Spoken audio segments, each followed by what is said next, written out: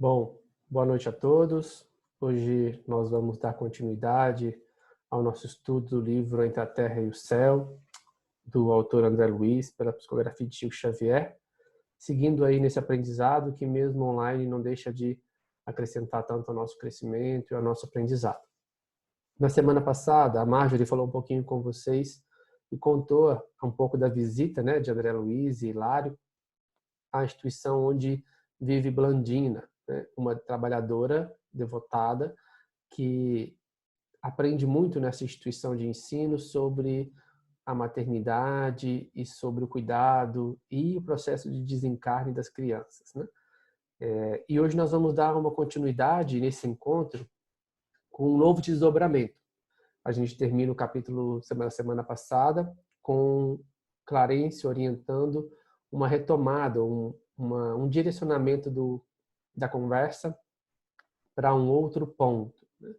E aí nós vamos tentar entender um pouquinho mais, dentro desse capítulo, quais as reflexões que esse capítulo vem nos trazer, que são inúmeras, mas nós vamos nos fixar em algumas, porque cada leitura que a gente faz das obras, cada momento que a gente relê as obras, a gente consegue aprender um ensinamento novo. E por esse motivo a gente não tem aqui nenhuma pretensão de esgotar o que esse capítulo pode trazer de reflexão para cada um de nós. É só uma lente que a gente usa num primeiro momento para que a gente possa esmiuçar alguns pontos que a gente considera importantes, mas certamente cada um que relê vai se familiarizar ou se prender em pontos que são mais necessários para o seu aprendizado. Mas hoje nós vamos seguir com alguns, que a gente elencou. Então, para a gente iniciar, a gente segue com uma fala do Clarencio, no próprio livro, em que eles estão falando um pouquinho da função ainda dessa instituição, e ele traz essa frase, O auxílio divino é como o sol, irradiando-se para todos. As instituições e as almas que se voltam ao Pai Celestial recebem o suprimento de recursos de que necessitam, segundo as possibilidades de recepção que demonstrem. Ele traz essa fala num contexto em que Blandina é interrogada sobre se ela era a responsável, vamos dizer assim, a coordenadora daquela instituição. E ela diz, então, que essa instituição ela faz parte de uma instituição que é maior, que engloba outros setores de atividades, e que as pessoas que coordenam tudo isso vivem, ou se situam em planos mais elevados da esfera de evolução espiritual.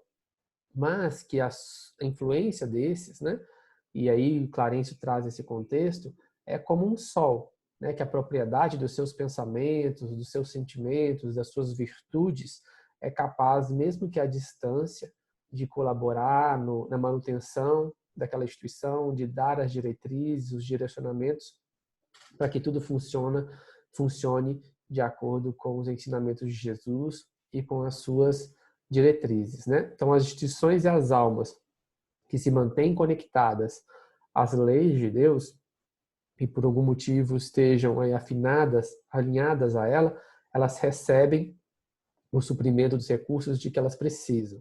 Então, tudo que vai ser necessário para que aquilo continue exercendo a sua função de amparo, de ajuda e de sustento é dado a ela dentro dessa necessidade.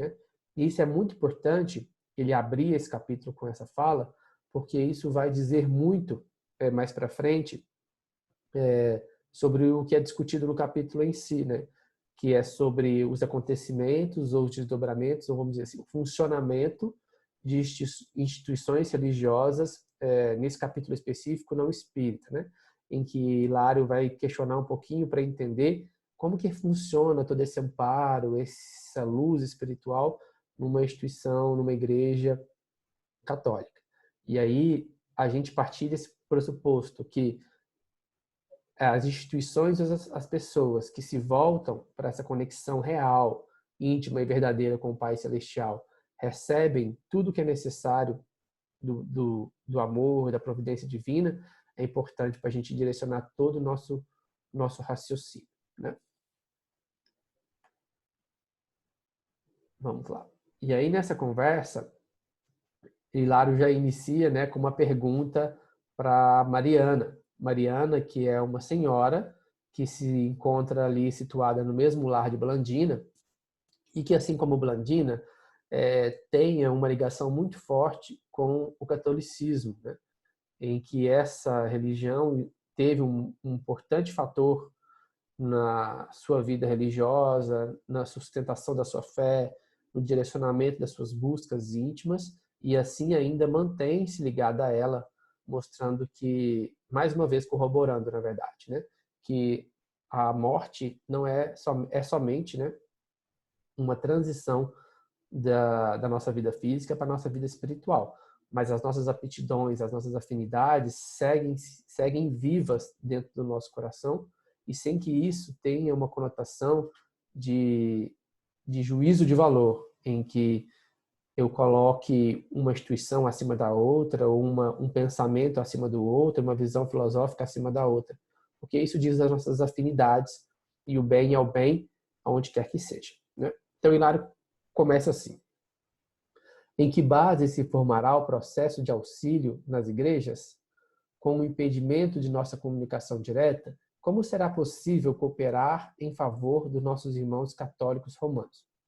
Então, se dentro do Espiritismo a gente tem dentro das nossas práticas essa comunicação direta com os espíritos desencarnados, que facilitam o acesso às informações ou entendimento sobre as questões existenciais, né, na erraticidade e tudo mais que se desdobra disso, né, as consequências morais, filosóficas desse entendimento para a nossa vida, como que isso ocorre no plano das igrejas católicas? A gente pode extrapolar para outras religiões que não acreditam ou não têm incorporado na sua prática a noção da comunicação direta com os espíritos desencarnados, como a gente faz através de uma reunião mediúnica ou numa reunião de desobsessão.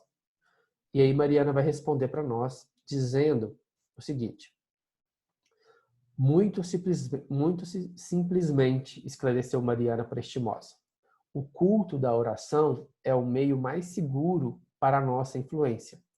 A mente que se coloca em prece estabelece um fio de intercâmbio natural conosco. Aqui começam algumas pontuações importantes que eu queria trazer para a gente discutir. Então, ela fala que essa conexão, né, esse intercâmbio, ele vai se dar de uma forma muito simples, né, sem muitas complicações, sem muitos mecanismos diferentes do que a gente já tem conhecimento, que vai se dar através da oração, que é o meio mais seguro, e ela é bem afirmativa nessa fala, para que haja essa influência recíproca, aqui no sentido positivo, com aqueles que nos tutelam, né, ou que seguem nos esclarecendo a caminhada. A mente que se coloca em prece estabelece um fio de intercâmbio natural conosco. Então, vamos dar uma pausa aqui e procurar entender um pouquinho sobre essa questão da afinidade, né? Vamos pensar que se a oração é o momento em que nós nos colocamos em busca de uma resposta, de um consolo, de uma ajuda, de um amparo, vamos entender isso dentro do ponto de vista espírita, como que se dá essa afinidade aí através da oração. E a gente vai lá no livro Roteiro de Emmanuel, em que ele traz algumas pontuações interessantes para a gente ir destrinchando aqui sobre a questão da afinidade. Primeiro ele vai colocar: o homem permanece envolto em largo oceano de pensamentos, nutrindo-se de substância mental em grande proporção. Ou seja, nós como seres encarnados, nós vivemos envoltos em um largo oceano de pensamentos.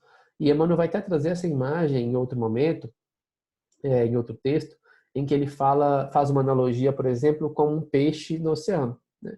É como se fossem nós envoltos nesse oceano de pensamentos, nessa substância viva, nesse pensamento que é matéria. Nós estamos rodeados por aquilo que nós produzimos através dos nossos pensamentos e das nossas palavras, emoções e sentimentos. E a gente se nutre mentalmente dela. Então, aqui cabe uma pergunta, né? Como eu tenho me nutrido?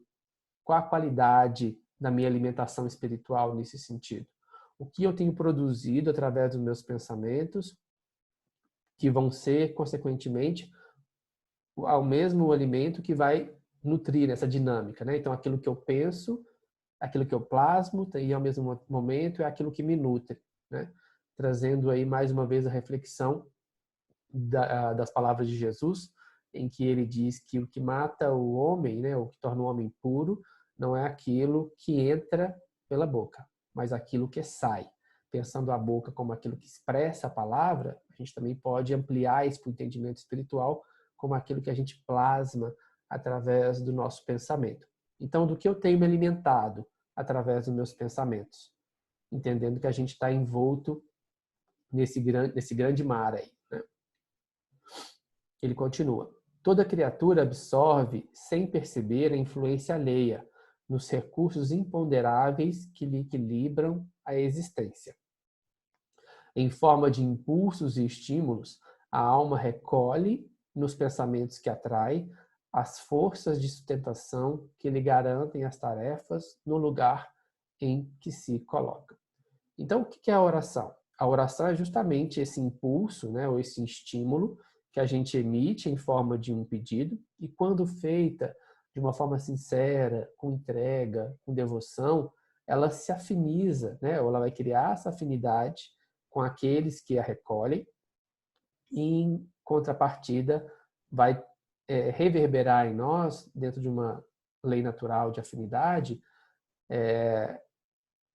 essas respostas de sustentação, de paz, de equilíbrio, que muitas das vezes nós alcançamos quando realizada uma oração sincera dentro do nosso coração. Então, nós vamos absorvendo essa influência alheia através da oração, quando nós nos afinizamos dentro de uma oração sincera, buscando esse equilíbrio aí na nossa existência. O homem poderá estender muito longe o raio de suas próprias realizações, na ordem material do mundo, mas sem a energia mental, na base de suas manifestações, efetivamente nada conseguirá. Sem os raios vivos e diferenciados dessa força, os valores evolutivos dormiriam latentes em todas as direções. Então, olha que interessante, né? Ele traz aqui essa analogia com o raio, né? E a gente lembra mais uma vez da fala do Clarencio, comparando aí o raio de sol como essa sustentação para a casa ou prostituição em que Blandina trabalhava. E aqui a gente está vendo essa mesma influência sobre uma outra ótica, sobre um outro ponto de vista, que é da oração. E de como a intervenção dos espíritos se dá em instituições em que não se acredita, por qualquer motivo, na comunicação direta com os espíritos. Então, isso vai se dar justamente através dessa irradiação, desse raio, né, desses raios vivos e diferenciados de força, que são atribuições, ou são atributos, né, são particularidades de todos nós espíritos, encarnados ou desencarnados. Então, se nós, enquanto homens encarnados, nos alimentamos dessa força mental, desse pensamento, para realizar todas as nossas atividades concretas no mundo material, no ponto de vista espiritual, isso também ocorre. E é possível que os nossos mentores e aqueles que nos dirigem em todos os setores da nossa vida também utilizem dessa mesma potência, desse mesmo atributo, que é do espírito, não é do corpo, para nos influenciar positivamente, para nos intuir, para direcionar nossas ações, sejam elas de forma mais consciente, por uma comunicação direta, ou de uma forma mais inconsciente, pela intuição, pela sugestão de ideias, que vão nos, muitas vezes, quando nós nos colocamos abertos para isso, nos guiando nas nossas atividades, nas nossas escolhas e nas nossas ações. E Emmanuel então continua.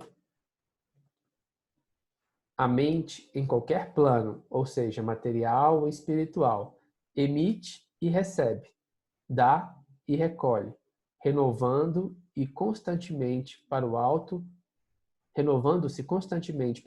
destino que lhe compete atingir. Então, assim, André Luiz vai trazer isso em vários outros contextos, né? Essa analogia da nossa mente como um receptor, né? Ele traz isso lá em Mecanismo da Mediunidade, comparando a nossa mente ou o próprio processo de comunicação como um rádio, né? Em que nós nos sintonizamos na frequência. E um rádio, assim como um microfone, da mesma forma que ele recebe passivamente as emissões, né? Quando você está numa estação de rádio, você também emite, né, aquelas vibrações, aquelas ondas que vão ser captadas. E nós funcionamos nessas duas potências, na potência que recebe e na potência que emite.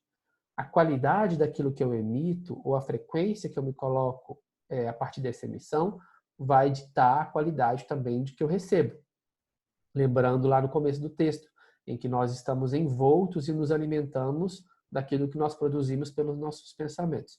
Então, a qualidade, a composição, o tipo de pensamento que eu emito, e aí eu posso falar mais uma vez, a forma como eu vibro no momento da oração, vai dizer daquilo que eu vou ter a capacidade de receber, ou de quanto aberto eu vou estar para receber as orientações aí do plano espiritual.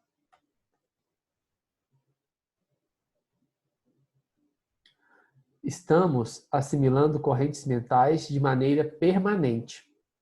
Então, isso acontece a todo momento, seja pela nossa vontade consciente ou seja pela nossa vontade inconsciente. De modo imperceptível, ingerimos pensamento. Então, eu acho muito interessante essa fala dele, porque ele realmente vai fazer uma analogia, uma aproximação bem direta dessa relação nossas com o pensamento, com a nossa alimentação. Eu acho que fica muito mais claro para a gente entender e ainda traz mais sentido a fala de Jesus daquilo que impurifica o homem, né? Aquilo que faz mal ao homem ser muito mais aquilo que sai da boca do que entra pela boca. Então, essa analogia simplifica o nosso entendimento nesse ponto de vista.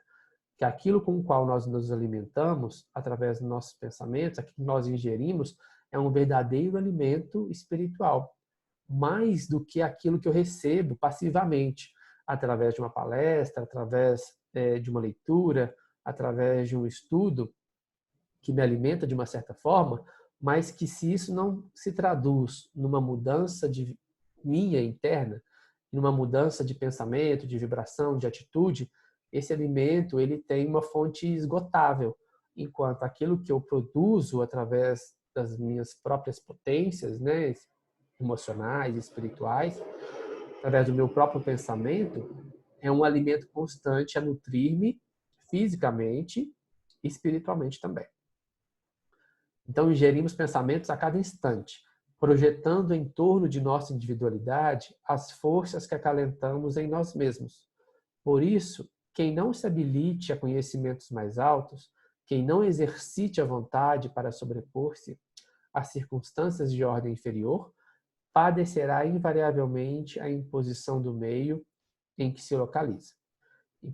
Então, ele vem trazer esse reforço, né? Então, se aquilo que eu absorvo passivamente, vamos dizer assim, ouvindo uma palestra, etc. Se isso não se traduz numa mudança, num exercício de vontade de mudar a nós mesmos, a gente passa a ficar, então, à mercê às imposições daquele meio onde a gente se localize, ou seja, a gente fica mais vulnerável, mais sujeito às influências com as quais nós estamos nos afinizando dentro do nosso comportamento. Somos afetados pelas vibrações de paisagem, pessoas e coisas que nos cercam. Se nos confiamos nas impressões alheias de enfermidade e amargura, apressadamente se nos altera o tônus mental, ou seja, nossa força, né? O nosso equilíbrio mental, inclinando-nos à franca receptividade de moléstias indefiníveis.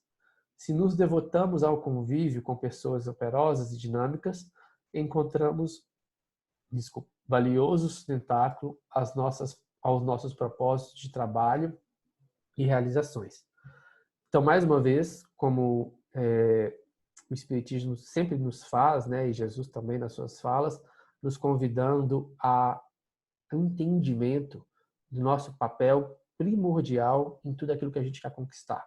Nesse papel ativo, proativo, entendendo que nós somos corresponsáveis e co-criadores dos nossos próprios destinos, da nossa própria felicidade.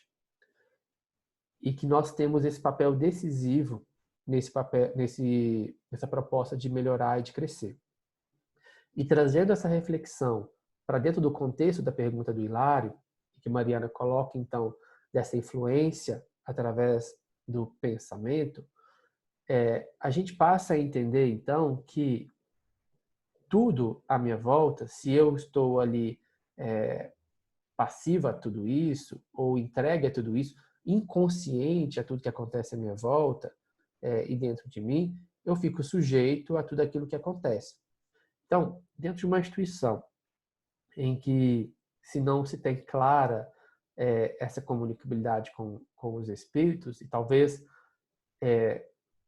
estar hoje vivenciando a filosofia espírita tenha, por isso, então, um acréscimo de responsabilidade para conosco, porque nós temos mais consciência e somos chamados de uma forma mais direta a essa responsabilidade diante da vida. Dentro de religiões ou instituições em que isso não acontece, vai se tornar ainda mais importante, né, o cultivo ou o esforço dessa mudança, desse pensamento, dessa postura, para que a pessoa esteja aberta à influência das intuições. Porque se eu cultivo uma vida desregrada, um pensamento difícil, egoísta, orgulhoso, sem a compreensão ou sem o esforço, o desejo de modificar, se eu me coloco aí na síndrome da Gabriela, né? Eu nasci assim, vou viver assim, vou morrer assim, fica difícil eu estar aberto para essas intuições. Imaginem só um pensamento tão restrito, assim, tão intransigente. Se tem algum pensamento, uma intuição que o convida a uma mudança, certamente nós, se tivéssemos essa postura, nós o ignoraríamos, né? Porque aquilo não ressoaria dentro do nosso coração.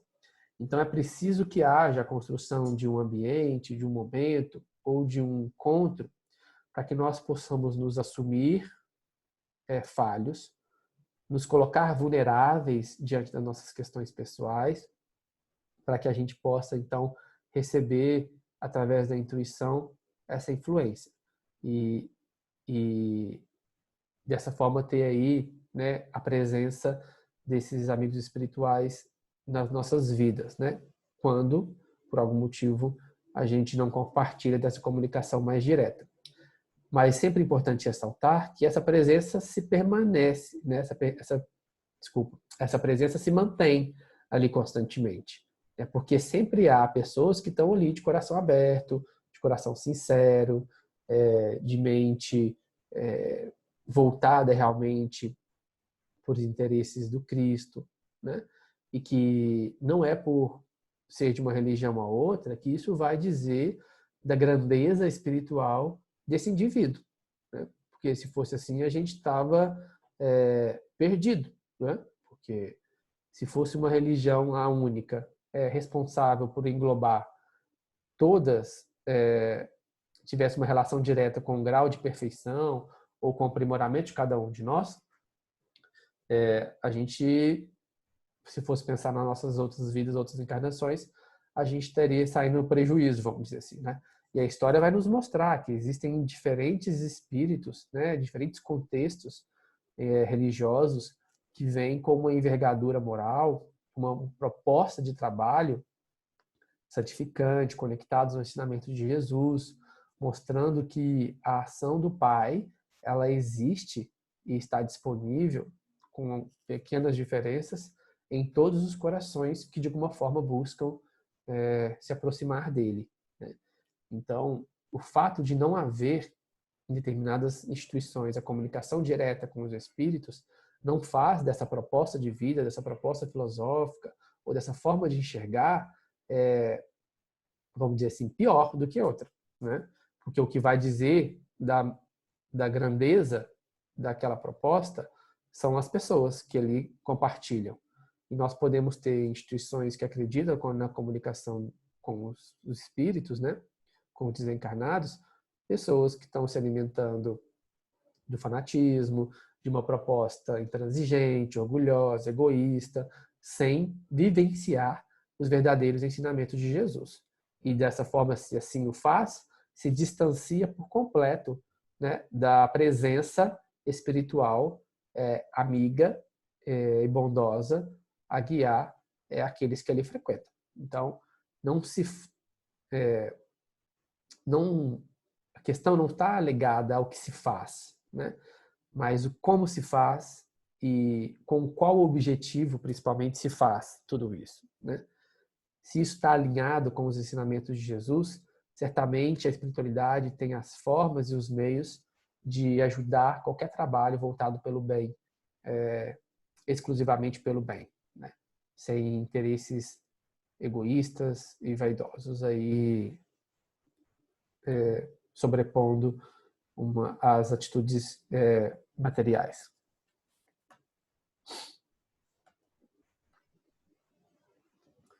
E ainda continua, né, nesse mesmo texto, Emmanuel dizendo que princípios idênticos regem as nossas relações uns com os outros, encarnados e desencarnados.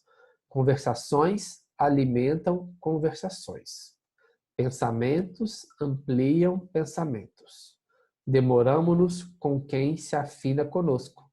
Falamos sempre ou sempre agimos pelo grupo de espíritos a que nos ligamos. Corroborando um pouquinho aí da nossa fala, né? A gente acabou se adiantando. Mas com qual grupo de espíritos nós estamos nos ligando? E dentro de uma instituição, seja ela qual for, com qual grupo de espíritos nós estamos nos ligando? E o que vai ditar essa ligação? O que vai ditar essa afinidade? O nosso comportamento, os nossos pensamentos, a nossa fala, o nosso sentimento, a nossa realidade espiritual. E o nosso esforço, qual é o nosso propósito dentro daquela busca.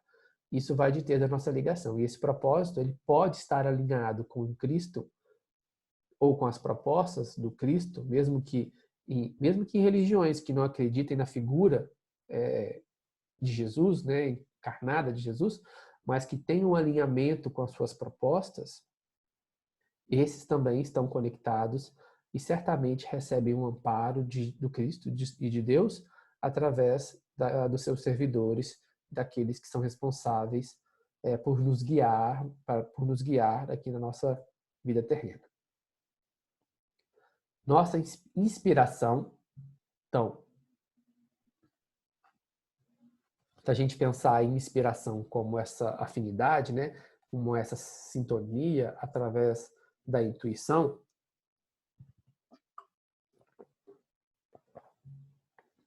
nossa inspiração está afiliada ao conjunto dos que sentem como nós, tanto quanto a fonte está comandada pela nascente. Somos obsidiados por amigos encarnados ou não e auxiliados por benfeitores em qualquer plano da vida, de conformidade com a nossa condição mental. Daí o imperativo da nossa constante renovação para o bem infinito. Então, Emmanuel vai sintetizar para nós, né, nesse parágrafo, falando sobre essa influência espiritual que Mariana diz exercer, né, afirma exercer dentro das instituições católicas através da intuição. A gente pode entender isso como inspiração, né? E essa palavra é muito usada, inspiração, dentro e intuição também, dentro de outras religiões que não comungam da comunicação direta com os espíritos, né? Então, me sentir inspirado, a palavra de Deus desceu sobre mim, ou o Espírito Santo está presente nesse momento. Tudo isso a gente pode ler como inspiração. E isso se dá, essa inspiração, por aqueles que se sentem como nós. Então, mais uma vez, Emmanuel dizendo que a qualidade dessa inspiração vai se dar pela qualidade das nossas ações. Desculpa. Ou pelo direcionamento da nossa vontade. Para onde eu estou guiando? Eu estou lançando o meu farol na minha bússola para uma determinada direção. Quem está naquela bússola na mesma direção vai seguir aquele caminho comigo. Se eu direciono a minha bússola para uma outra direção, naquela outra direção, quem também está colocando a bússola para aquele caminho vai também se direcionar para isso. E assim nós vamos caminhando enquanto humanidade. Trabalhar incessantemente é dever. Servir é elevar-se. Aprender é conquistar novos horizontes. Amar é engrandecer-se, trabalhando e servindo, aprendendo e amando, nossa vida íntima se ilumina e se aperfeiçoa, entrando gradativamente em contato com os grandes gênios da imortalidade gloriosa. Então, quando a gente serve, trabalha, aprende e busca amar, a nossa vida se ilumina e a gente entra em contato com os grandes gênios da imortalidade gloriosa. E ele não está dizendo aqui que os espíritas que trabalham e servem, aprendem e amam, entram em contato com gênios da imortalidade gloriosa. Nós, todos, independente da filosofia que nós abraçamos, da religião que nós abraçamos, do direcionamento de vida que nós abraçamos, se nós temos uma conduta que busca trabalhar e servir, aprender e amar, e isso é um norte, nossa busca, nossa vida, nós estamos nos colocando em contato com esses grandes gênios da imortalidade gloriosa, com os espíritos, com os anjos, enfim, os nomes são muitos, mas o que importa é a presença desses, né, espíritos mais evoluídos na nossa vida. E isso também assim vai acontecer nas igrejas católicas, vai acontecer nos templos evangélicos, vai acontecer nos templos hinduístas, enfim, em todas as religiões onde haja alguém com um coração sincero e devotado para o seu crescimento, para o seu aprendizado, certamente ali segue amparado de uma forma mais direta por alguém que assim também comunga desses mesmos ideais. E aí, então a gente entende, ela vai dizer que isso acontece pela oração, né? E a gente tentou destrinchar um pouquinho aqui desse mecanismo de uma forma mais filosófica, né? Sem entrar em mecanismos, mas como que a gente se alimenta e pode se alimentar disso em instituições. E Hilário, né, na sua alma inquiridora, né, curiosa, ele continua. Mas isso não acontece de uma forma ostensiva, né? Nas igrejas, por exemplo, não há comunicação ostensiva dos espíritos, né? Na maioria delas, alegou o nosso companheiro estudioso. E aí Mariana vai esclarecer. Pelo pensamento. Então, como que se dá? Pelo pensamento, explicou a interlocutora respeitável. A intuição beneficia em toda parte. E quanto mais alto é o teor de qualidades nobres da criatura, mais ampla é a zona lúcida de que se serve para registrar o socorro espiritual. Então, olha que interessante. Eu posso ter, dentro de um centro espírita, uma pessoa que acredita na comunicabilidade dos espíritos, frequenta uma reunião mediúnica, trabalha em tese como um médium, mas que não alimenta dentro do seu coração qualidades nobres, não busca esse entendimento maior acerca da vida, não tem uma postura de transformação, de crescimento para consigo mesmo.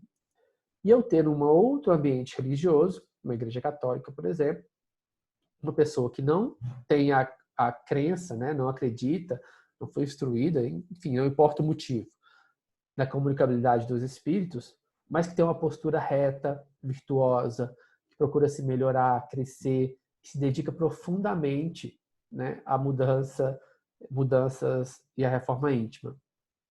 Essa pessoa que não acredita, ela tem uma zona lúcida, né, uma possibilidade de ação desses espíritos muito maior do que aquele outro indivíduo que acredita na comunicabilidade dos espíritos, mas tem uma zona lúcida restrita ou muito direcionada para aquilo, para influências negativas, em que geram pensamentos reverberantes naquilo que ele já está acostumado. E às vezes ele nem identifica um processo mais complicado de obsessão, como uma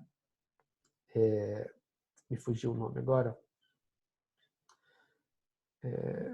daqui a pouco eu lembro, em que não há uma percepção clara, né, dessa influência espiritual, ele fica ali à mercê, muitas vezes achando até que aqueles pensamentos são dele mesmo. Enquanto uma pessoa que não tem essa crença, com uma zona lúcida maior, construída pela sua postura ativa, né, nesse processo de mudança, se abre para essa intuição, talvez não de uma forma clara, ouvir claramente o Espírito falando, mas até às vezes ouve, né, e atribui isso ao Espírito Santo, não atribui isso a um espírito como a gente concebe, né, dentro da doutrina espírita. mas se abre para essa intuição e para esse sentimento e assim consegue aproveitar muito mais essa influência positiva do que aquele que acredita, mas não vive, né? Nos dizendo aí da importância dessa vivência, né? E aí, para a gente entender um pouquinho mais disso, a gente vai entrar em outra palavrinha. Porque quando a gente pensa nessa influência espiritual, e André Luiz vai nos dizer isso lá em Mecanismo da Mediunidade, existem duas questões muito importantes, que é a afinidade e a sintonia. A afinidade, a gente viu um pouquinho sobre isso agora. E agora a gente vai ver um pouquinho sobre a sintonia, né? E como elas se juntam para que essa conexão aconteça de uma forma mais clara para todos nós. Também lá no livro Roteiro, Sintonia, no capítulo 28. E Emmanuel vai nos dizer o seguinte: as bases de todos os serviços de intercâmbio entre os desencarnados e encarnados repousam na mente.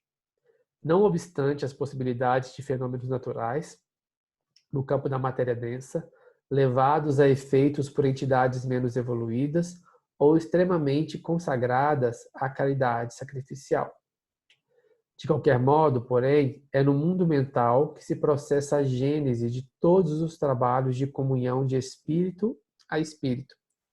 Daí procede a necessidade de renovação idealística, de estudo, de bondade operante e de fé ativa, se pretendemos conservar o contato com os espíritos de grande luz. Então, qualquer intercâmbio espiritual ele vai ocorrer, né, seja ele entre os desencarnados e encarnados, na estrutura mental, né? Então, vamos dizer assim que a base dessa comunicação, no campo mais sutil, acontece ligada à nossa mente, ao campo mental. E, independente da gente crer ou não nessa comunicabilidade, isso vai se dar, né, através dessa influência recíproca. Mas o que vai ditar, mais uma vez, a qualidade disso, né, nesse primeiro ponto, é o quanto eu reconheço a necessidade de renovação idealística das minhas ideias, o quanto eu me dedico ao estudo dos ensinamentos de Jesus, o quanto eu me exerço ou me coloco ativo numa bondade operante, ou seja, numa fé ativa, numa caridade exercida no dia a dia, e nessa fé ativa, ou seja, a fé que transcende simplesmente o crer para o agir, né? A fé ativa é a fé que acredita no crer, mas que também age, né? Isso é uma fé ativa.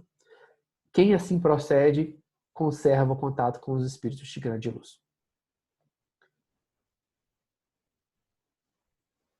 E aí ele vai fazer uma analogia interessante para a gente entender. Então, simbolizemos nossa mente como sendo uma pedra, inicialmente burilada. Tanto quanto a do animal, pode demorar-se por muitos séculos na ociosidade ou na sombra, sobre a crosta dificilmente permeável de hábitos nocivos ou dos impulsos degradantes.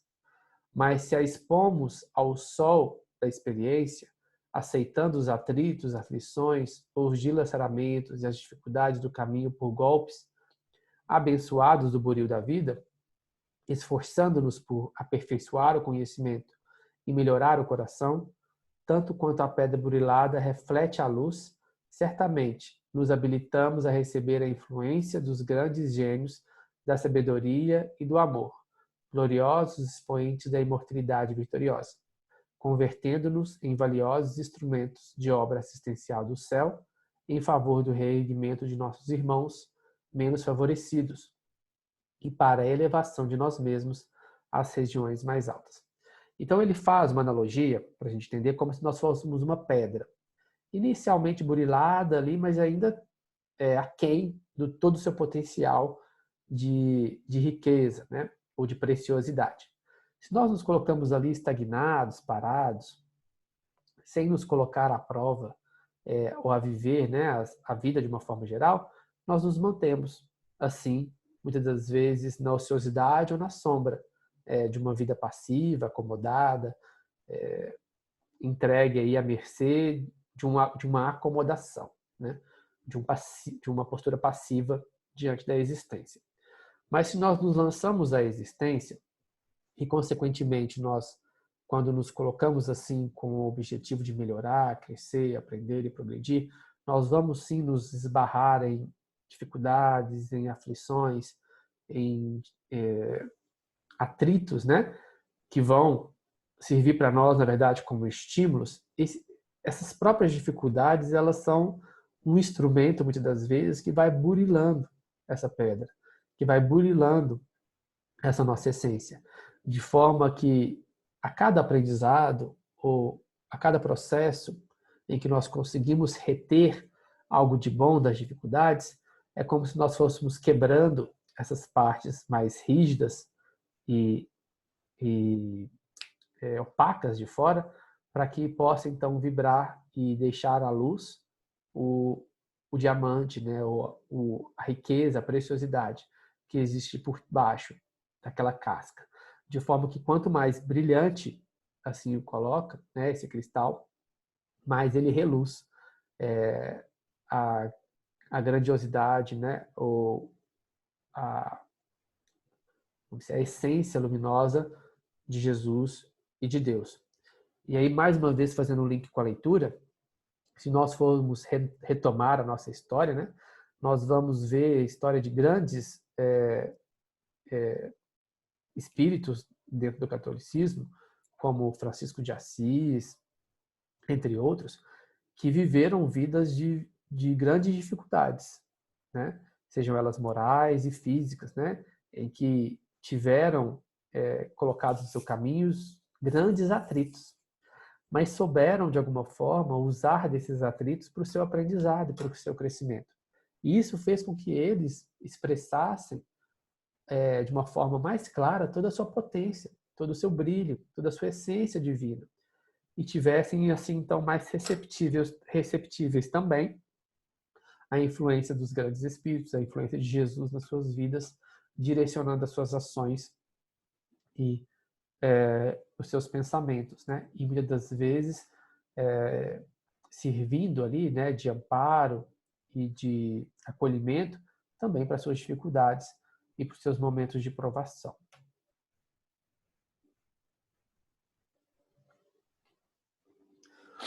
Então, a fim de atingirmos tão alto objetivo, é indispensável traçar um roteiro para nossa organização mental, no infinito bem, e segui-lo sem recuar. Precisamos compreender, repetimos, que os nossos pensamentos são forças, imagens, coisas e criações visíveis e tangíveis no campo espiritual. Por que eu estou batendo tanto nessa tecla? Por que eu acho tão importante esse capítulo? Porque ele vai nos dizer que mais importante do que a gente ficar lá, às vezes, pedindo, esperando, buscando que os espíritos venham, que nos dê uma orientação, que nos dê uma mensagem, que nos falem, enfim, que respondam às nossas questões, e a gente tem esse desejo, é natural.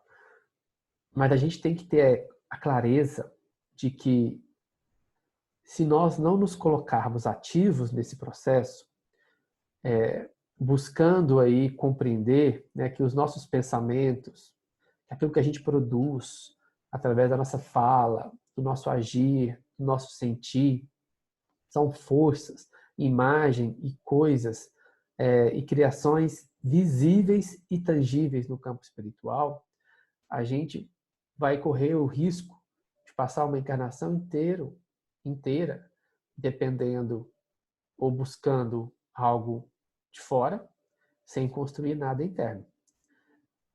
Então, por isso que eu acho tão interessante isso, porque ele desmistifica um pouco para algumas pessoas e nos faz um alerta para que a gente compreenda que não se trata, dentro da doutrina espírita, o fato de acreditar na comunicabilidade com os mortos e na existência dos espíritos somente. Porque isso, até mesmo fora do espiritismo, muitos acreditam. Mas que o mais importante do que isso são as consequências ou as implicações morais desse entendimento. Porque a compreensão de que existe uma comunicação com os espíritos, ela está ligada de uma forma inerente com a crença, com a compreensão de que existe uma vida após a morte. né? Faz parte dos preceitos basilares da doutrina espírita. E se eu assim compreendo, eu então passo a entender qual que é a minha finalidade, qual que é o meu propósito de eu estar aqui nesse momento. E se eu não me engajo nesse processo, se eu não me coloco ativo, operante nessa busca, eu passo então a não usufruir de tudo que essa experiência agora no campo reencarnatório tem para me oferecer enquanto possibilidades. E mais uma vez me lanço, como há séculos atrás, numa busca de um oráculo, né? Em que nós vamos lá no oráculo buscar fazer perguntas para a nossa vida e nos alimentamos desse oráculo, sem mudar ativamente o que está dentro de nós. Então, não é o pensamento de que isso não é importante, a crença na comunicabilidade dos espíritos, mas como eu tenho usado disso, né? Porque eu posso usar disso de diferentes formas e isso às vezes não ser tão produtivo para o meu crescimento. Atraímos companheiros e recursos de conformidade com a natureza de nossas ideias, aspirações, invocações e apelos, energia viva, o pensamento desloca em torno de nós, forças sutis construindo paisagens ou formas e criando centros magnéticos ou ondas, com os quais atingimos a nossa atuação, ou recebemos a atuação dos outros. Nosso êxito ou fracasso depende da persistência ou da fé com que consagramos mentalmente aos objetivos que nos propomos alcançar. Então, o nosso êxito ou o nosso fracasso não está ligado ou não depende da comunicação ou não dos espíritos para conosco. Não é isso que Emmanuel está dizendo. Nosso êxito ou nosso fracasso depende da persistência ou da fé com que nos consagramos mentalmente aos objetivos que nos propomos alcançar. E essa consagração de persistência, de fé, ela não é exclusiva da doutrina espírita. Ela é factível ou possível em todo ser humano, até mesmo naqueles que não têm nenhuma religião. É logo que algumas coisas facilitam. E, mais uma vez, talvez por ter essa compreensão e essa facilidade dentro da doutrina espírita, nosso compromisso seja maior. Nosso convite ao entendimento, a compreensão do outro, ou a dificuldade do outro de nos compreender, é maior. Vai ser mais exigido de nós, certamente. Mas isso não está ligado exclusivamente à doutrina espírita.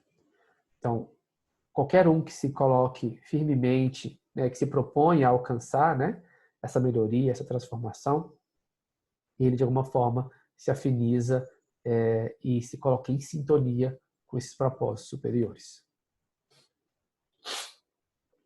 Semelhante lei de reciprocidade impera em todos os acontecimentos da vida. Comunicar-nos-emos com as entidades e núcleos de pensamento com os quais nos colocamos em sintonia. Nos mais simples quadros da natureza, vemos manifestado o princípio correspondente. Ou seja, isso é uma lei divina, é uma lei, a lei de afinidade e sintonia. E se uma lei divina, ela se aplica em toda a sua criação, seja dos indivíduos mais indivíduos enquanto não ser humano somente, não, seja dos seres da criação mais incipientes, seja dos seres mais complexos, né? Ou em pontos mais à frente do processo de evolução, mas ela se aplica. Então, ela não se aplica somente à doutrina espírita, né? Se aplica em todos os contextos. E ele vai exemplificar para nós. Um fruto apodrecido ao abandono estabelece no chão um foco infeccioso, que tende a crescer, incorporando elementos corruptores. Exponhamos a pequena lâmina de cristal limpa e bem cuidada à luz do dia, e refletirá infinitas cintilações do sol. Andorinhas seguem a beleza da primavera. Corujas acompanham as trevas da noite. O mato inculto asila a serpente. A terra cultivada produz o bom grão. E continua. Na mediunidade, ou seja, na comunicação com os espíritos, Essas leis se expressam ativas. Mentes enfermiças e perturbadas assimilam as correntes desordenadas do desequilíbrio, enquanto que a boa vontade e a boa intenção acumulam os valores do bem. Ninguém está só. Cada criatura recebe de acordo com aquilo que dá. Ninguém, repetindo, ninguém está só. Ninguém. Não é, os espíritas não estão só. Então ninguém está só. Cada criatura recebe de acordo com aquilo que dá. Cada alma vive no clima espiritual que elegeu, procurando o tipo de experiência em que se situa a própria felicidade. Estejamos assim convictos de que os nossos companheiros na Terra ou no além são aqueles que escolhemos com as nossas solicitações interiores, mesmo porque, segundo o antigo ensinamento evangélico, teremos nosso tesouro onde colocamos nosso coração. Então ele deixa isso muito claro para nós, né? Que as nossas posturas, aquilo que eu busco, a verdadeira, né, motivação em tudo aquilo que a gente faz, e isso também se aplica dentro das instituições religiosas, vai ditar dessa afinidade. É claro que quando eu tenho dentro de uma instituição religiosa, e ele vai falar disso no texto, dentro da realidade do catolicismo, mas a gente tem que entender que isso se aplica também a nós, dentro do espiritismo. Se eu tenho as minhas tarefas, as minhas ações voltadas para o glamour, para os interesses secundários, para os ganhos pessoais, para o personalismo, para a vaidade, para questões de ordem exclusivamente políticas, não ligadas ao interesse real de ajudar e fazer o bem, legítimo, certamente que a atmosfera que vai estar rondando aquele ambiente ou aquele momento, pelo menos, não será não estará afinizada, né? Não estará sintonizada, nem afinizada, nem sintonizada com aqueles que plasmam ou que buscam os ensinamentos de Jesus. Então, eu acho que o que o texto vem nos convidar, essa reflexão, eu acho que o texto faz uma crítica, né, a essas religiões. Ele faz uma reflexão, uma crítica à humanidade, porque isso não é a religião que faz isso, né? Nós que somos os responsáveis, nós que somos os agrupamentos humanos que damos vida e cor a essas instituições. Existem sim os princípios a que aquelas instituições estão atreladas, mas a aplicabilidade, a vivência, ou a forma como isso vai ser vivenciado é dado por nós. Então, o colorido é nosso. Então, a forma como a gente colore isso se aplica à comunidade como um todo. E isso que o texto vai nos trazer nesse capítulo, sobre a celebração de algumas missas, a intenção de alguns interesses, né, dentro da religião católica que o texto traz, a gente também tem que se aplicar isso dentro da nossa crença, da nossa filosofia do espiritismo, entendendo que nós estamos assim também sujeitos a esses mesmos equívocos se não tivermos a atenção e a consciência, a vigilância nesse sentido.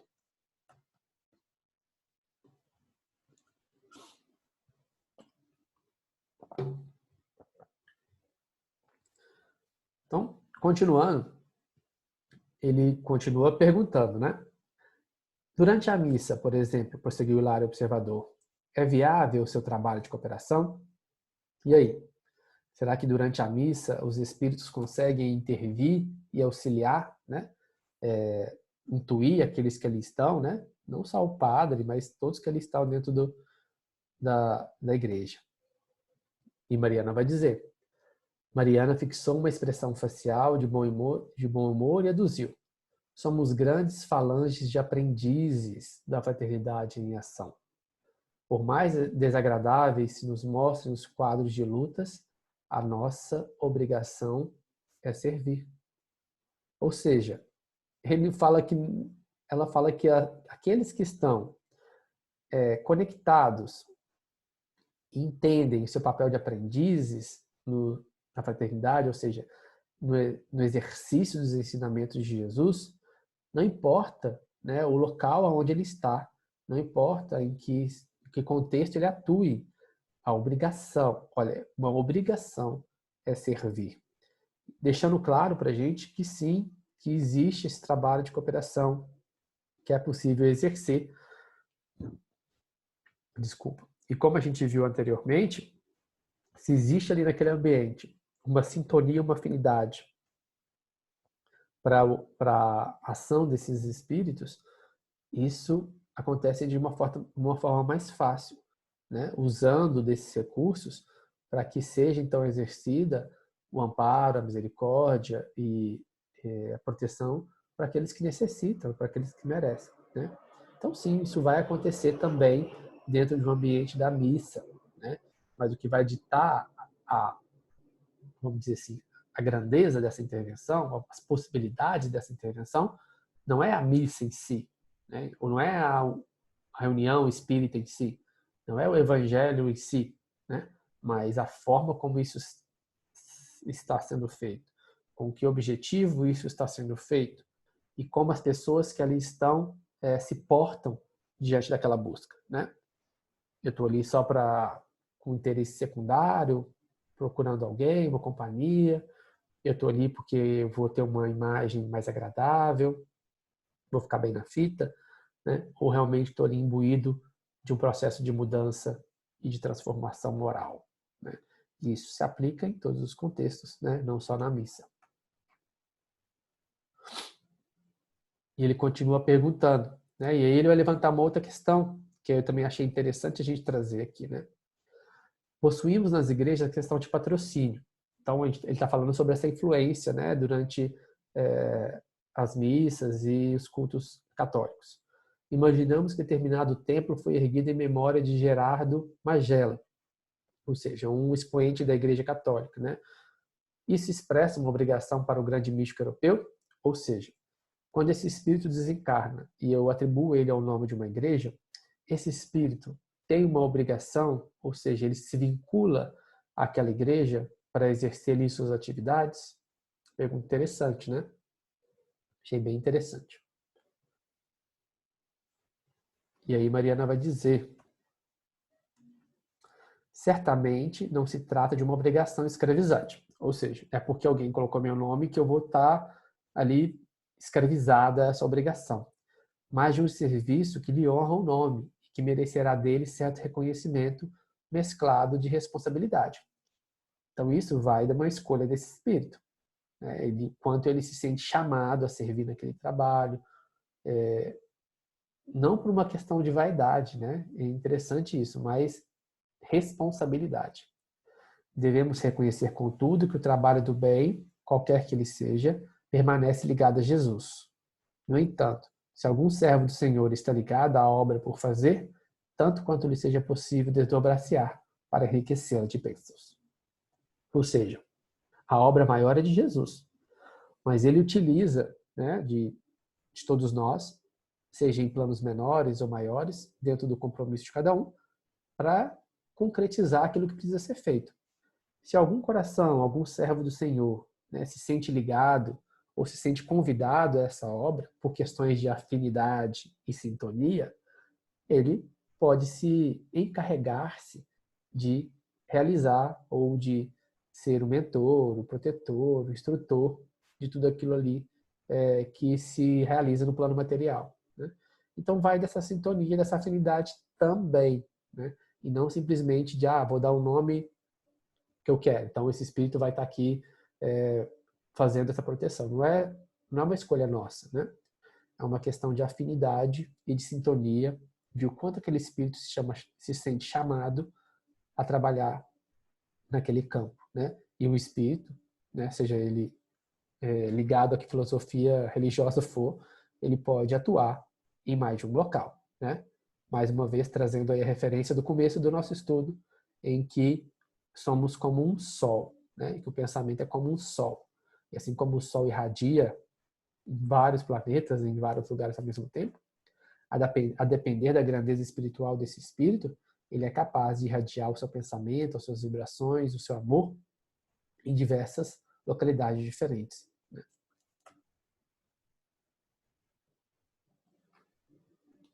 E o tipo de assistência que é dado nessas missas, né, ou na religião, é de renovação espiritual ou mero socorro aos crentes encarnados?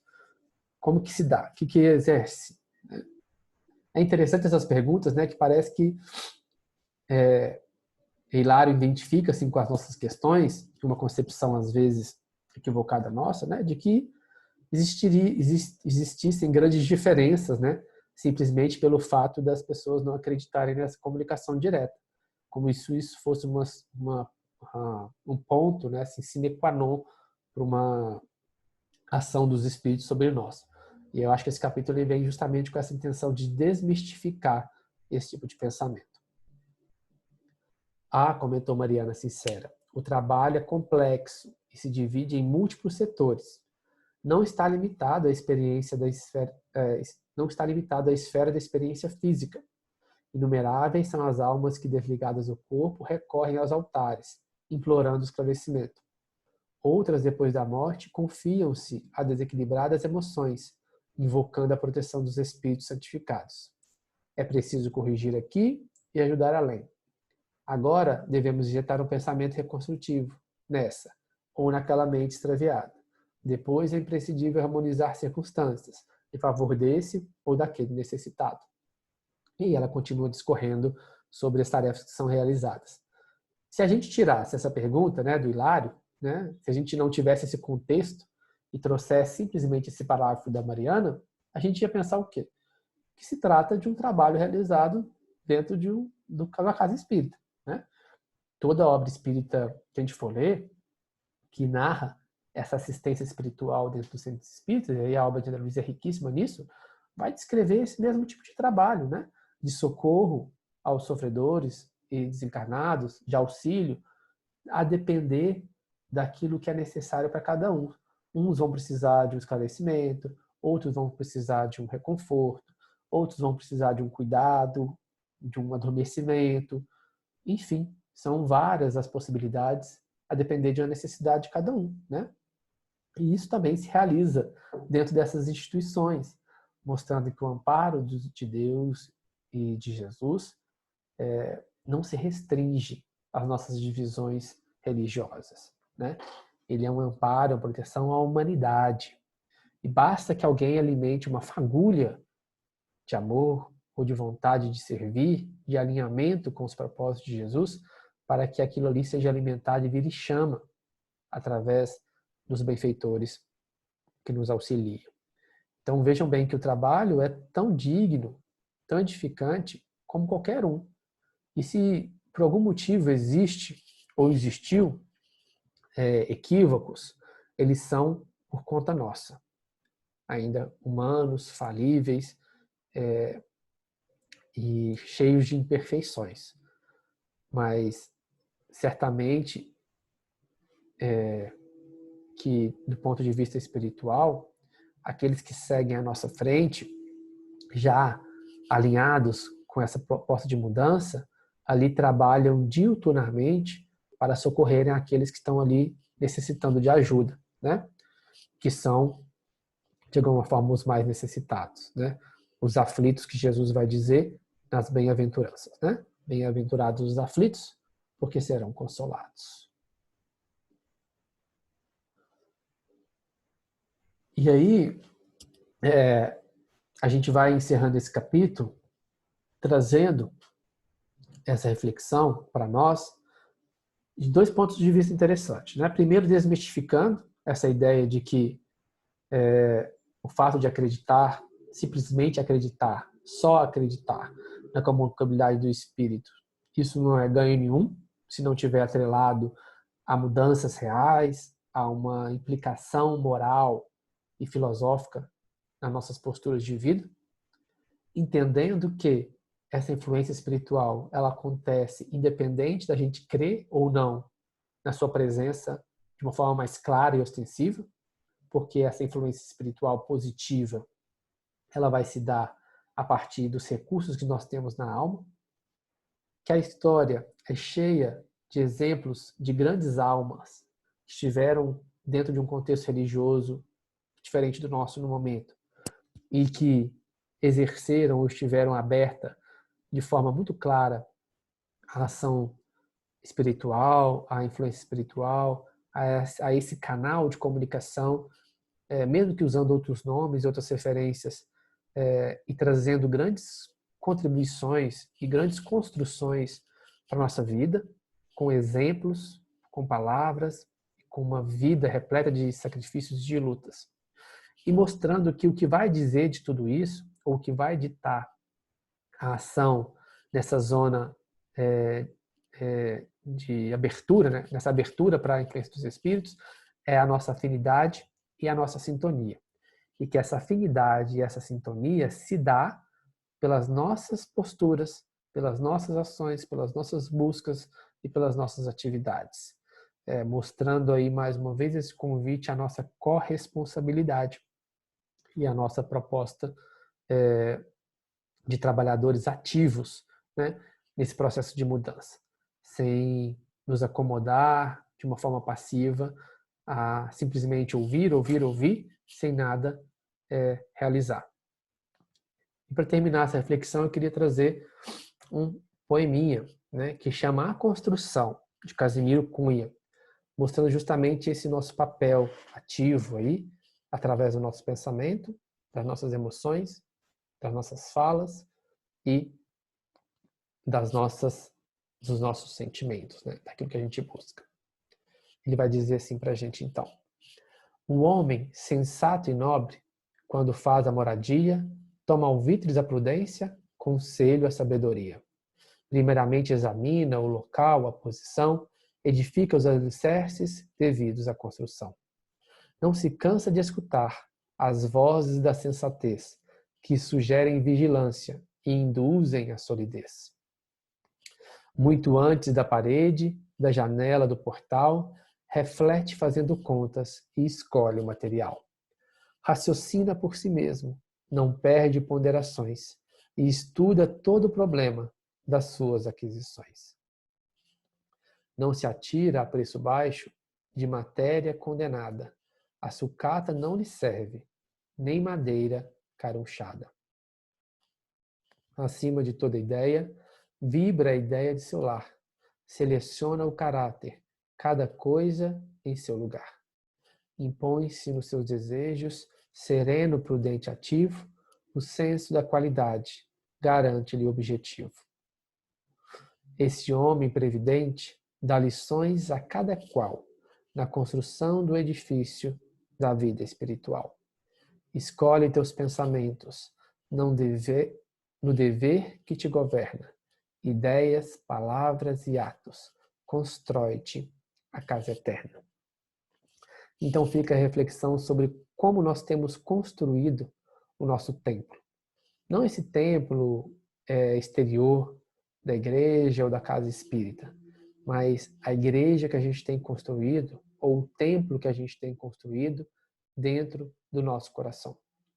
Se nós estivermos buscando, através das nossas ideias, palavras e atos, uma construção de uma casa eterna alinhada sobre a rocha firme, né, dos ensinamentos de Jesus, independente do local, do momento, da vida ou da religião que nós abraçamos, nós vamos estar certamente soerguendo um lar, né, de paz, de bênção, de felicidade e certamente de muito trabalho, mas trabalho no bem.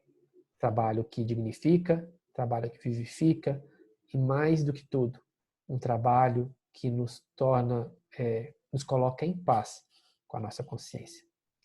Que Jesus nos abençoe, nos ilumine. Espero que a gente possa ter trazido boas reflexões desse texto, tentando aí ampliar um pouquinho o entendimento dele, para além das questões simplesmente vinculadas à história, mas da implicação dessa história nas nossas vidas. Fiquem com Deus. Tchau, tchau. Até a próxima.